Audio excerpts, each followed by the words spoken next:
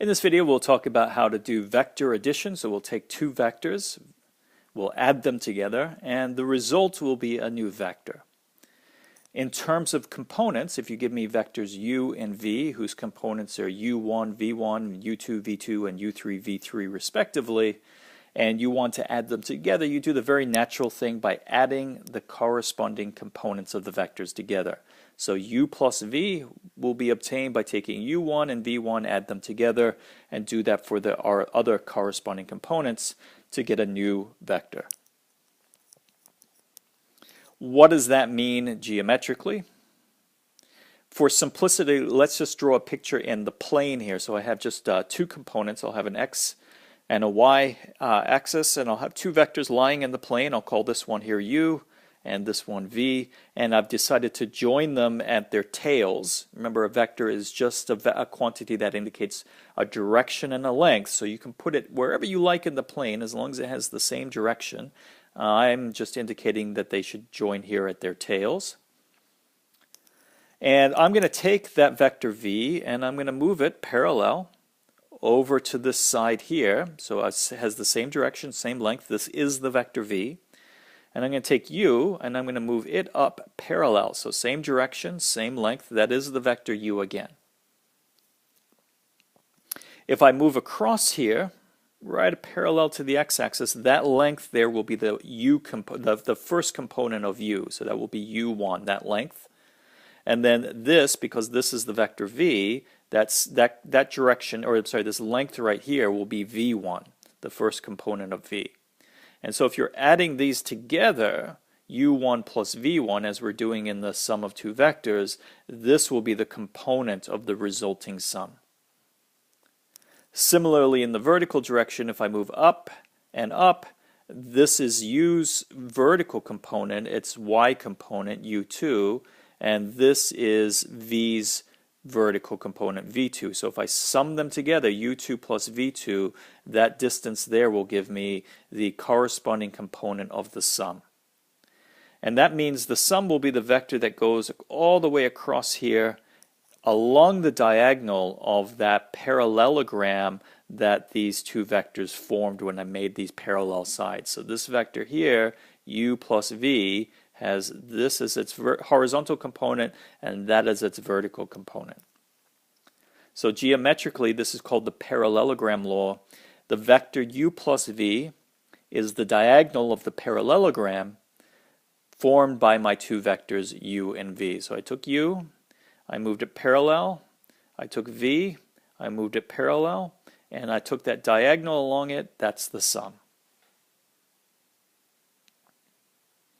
We can also subtract vectors. We don't have to do much to do this. If I take u minus v, you can really think of it as a form of addition. You can think about adding u to the opposite of v, where I've scaled it by minus 1. In terms of components, that's just going to mean subtract the corresponding components. So you're going to take u1 minus v1, etc. Again, what does that mean geometrically? So now I've drawn my two vectors here, u, I've drawn v, and I want to subtract them and see how that should look in the picture. We're going to use the parallelogram law to do that. I've just got to remember that I'm not adding v to u, I'm adding the opposite of v. So there's the opposite v, same direction, or same length but opposite direction. And then I just need to form a parallelogram with u and the opposite of v. So there's u again, and there's the opposite of v running in this direction. According to the parallelogram law, it should be the vector connecting the tails of these two vectors and going along that diagonal of the box that they form. So right there is u minus v, and then I'm just going to move that up parallel, same direction, same length, so u minus v is really the vector that goes from the tip of v to the tip of u. So I'm going to draw that all again without all the extra noise. The difference of the two vectors goes from the tip of v to the tip of u. If I subtracted in the other order, v minus u would go in the opposite direction, go from the tip of one to the other vector's tip. So here's the geometric principle. U minus v goes from the tip of v to the tip of u. All right, let's do an example. I'm going to take some vectors in the plane. So they'll only have two components. I'll have u is the vector 1, 2, and v will be the vector minus 2, 3. Let's find the length of the vector 2 times u minus v. So we've got some scalar product going on. We're doing a difference, and then we're going to find the length of that vector. So first, let's compute the vector. I've got to take 2 times u minus v. That means I'm going to take u, and I've got to double all of its components first. So I'll get 2 and 4. There's twice u. And then I've got to subtract away my vector v, whose components are minus 2 and 3. Now just do the corresponding arithmetic. I've got to take 2, and notice that it is plus 2 now when I subtract, so it'll be 2 plus 2. And then 4 minus 3 will be the other component. So we'll get 4 and 1.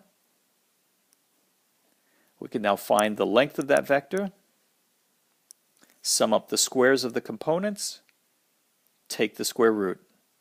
You'll get 16 plus 1, that would be the square root of 17.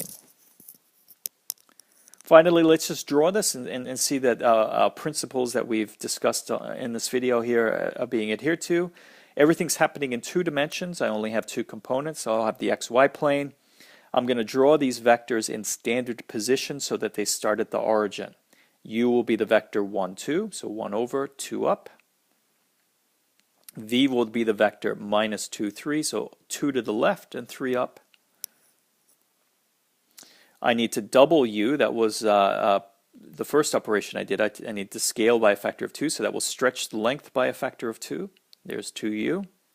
And then I found their difference, so I took 2u minus v. According to my principle, that should go from the tip of v to the tip of twice u. So it's going to be the vector joining them across this way. Notice we found that vector have a horizontal component of 4 and a vertical component of 1. And if you look carefully, my picture is very accurate, but I'm going 4 units over and 1 unit up along that vector. The corresponding length of that vector is square root of 17 units of length.